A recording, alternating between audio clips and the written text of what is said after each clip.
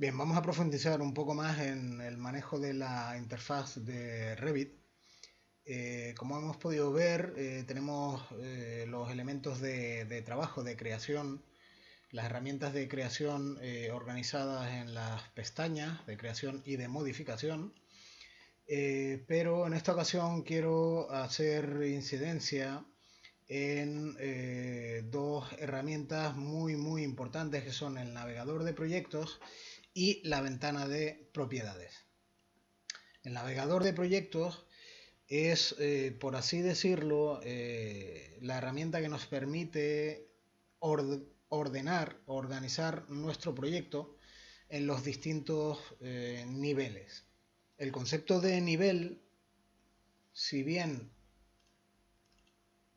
tendrá una representación gráfica que podremos ver en los alzados y secciones, deberemos asumir que estos niveles son elementos cuya representación o cuyo comportamiento se asemeja más al matemático, es decir, un elemento de espesor nulo y extensión infinita, es decir, que tanto el nivel 2 como el nivel 1 tienen una extensión infinita y un espesor nulo.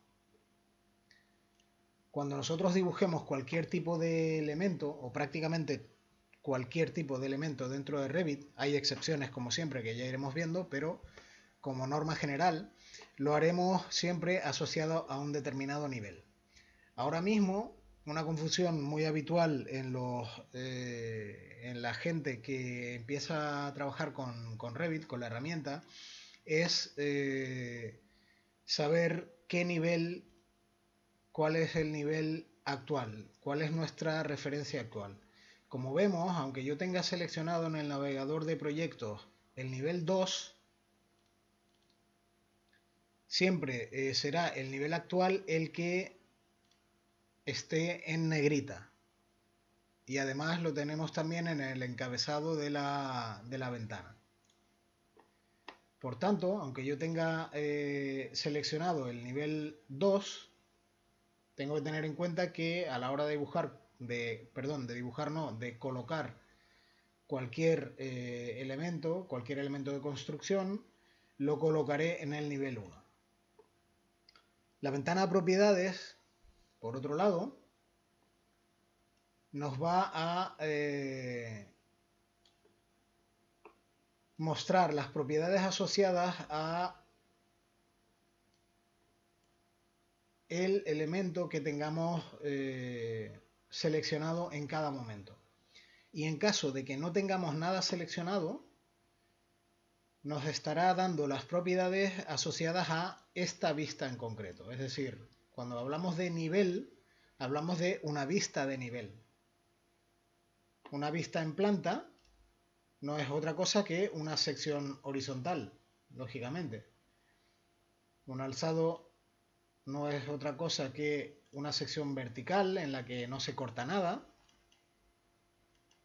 Y una sección es una sección como tal, es un corte vertical que pues está cortando determinados elementos de nuestro modelo. Vamos a hablar de ahora en adelante de modelo y no de dibujo. Entre las principales propiedades que tienen las vistas están la escala de la vista. Ya no tendremos que preocuparnos en qué unidades dibujamos, ya que la escala Revit automáticamente actualizará patrones, actualizará escalas de sombreados, etcétera, para ajustarlos a la escala de la vista. Incluso podremos definir escalas personalizadas. Vemos que los mismos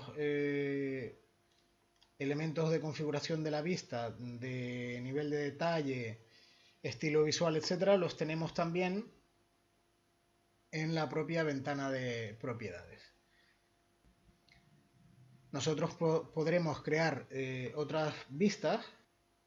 Como siempre, a la hora de crear un elemento en Revit, tendremos que irnos a la pestaña cuyo elemento sea más lógico, cuyo encabezado sea más lógico. Para crear una vista, nos iremos a la pestaña Vistas. Y en ese sentido, pues podremos crear una vista 3D, una sección, una llamada, distintos tipos de vistas que iremos viendo a lo largo de este taller. Habrá momentos en los que cuando seleccionamos un elemento, pues se nos activan una serie de cotas temporales.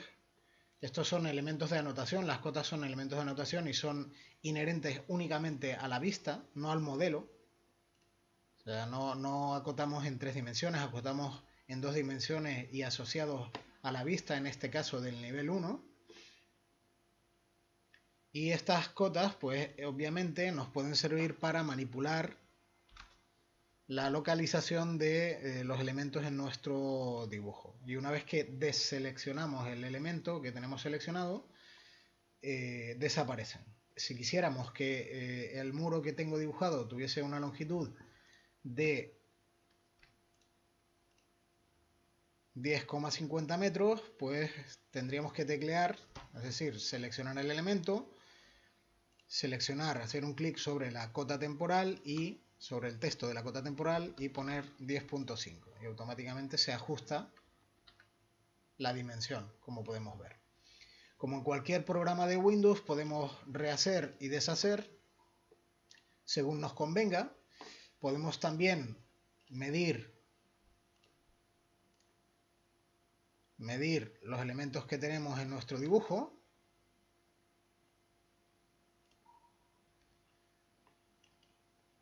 Bien a través de la barra de acceso rápido o bien a través de la pestaña modificar, medir. Y vemos que tenemos 10,50, lo cual es correcto. Me gustaría incidir también en que en la parte inferior derecha de la ventana podemos configurar el comportamiento del software de modo que se comporte de la manera con la que nos sintamos más cómodos. En este sentido podemos seleccionar o no vínculos, podemos activar o desactivar la selección de elementos subyacentes, activar o desactivar la selección de elementos bloqueados, seleccionar elementos por cara. Y este es uno con especial trascendencia, arrastrar elementos en selección. Vamos a activarlo para que veamos cómo funciona. Cuando esta herramienta está activada, yo puedo, sin necesidad de seleccionar este muro, arrastrarlo. O sea, pinchar y arrastrar sobre él. Voy a deshacer, control Z. En cambio, si está desactivada, primero tengo que seleccionar y después arrastrar. En función de nuestras preferencias podremos activar o desactivar esta configuración para evitar realizar movimientos en dibujos complejos, en modelos complejos, perdón, y así evitar introducir variaciones en nuestro modelo que no estén previstas. Me gustaría haceros incidencia también en que a la hora de realizar cualquier operación o de operar con Revit, a la hora de ejecutar cualquier comando, si nosotros dejamos el ratón encima de un botón el tiempo suficiente, Revit muestra una pequeña ayuda con el funcionamiento del mismo. Hay ayudas que son más complejas y más completas que otras, pero nos dará una pequeña introducción de lo que podemos conseguir con la herramienta que consideremos en cada caso.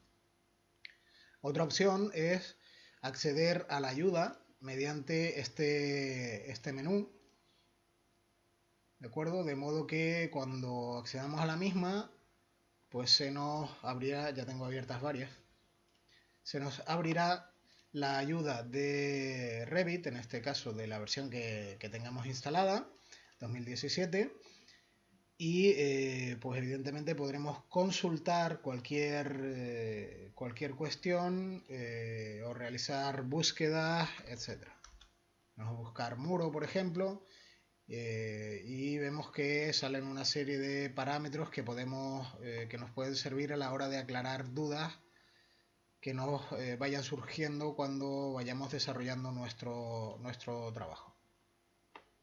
Bien, espero que este pequeño tutorial os haya sido de utilidad. Espero veros en mi canal de YouTube o bien en mi página web, hubservicios.wordpress.com. Un saludo.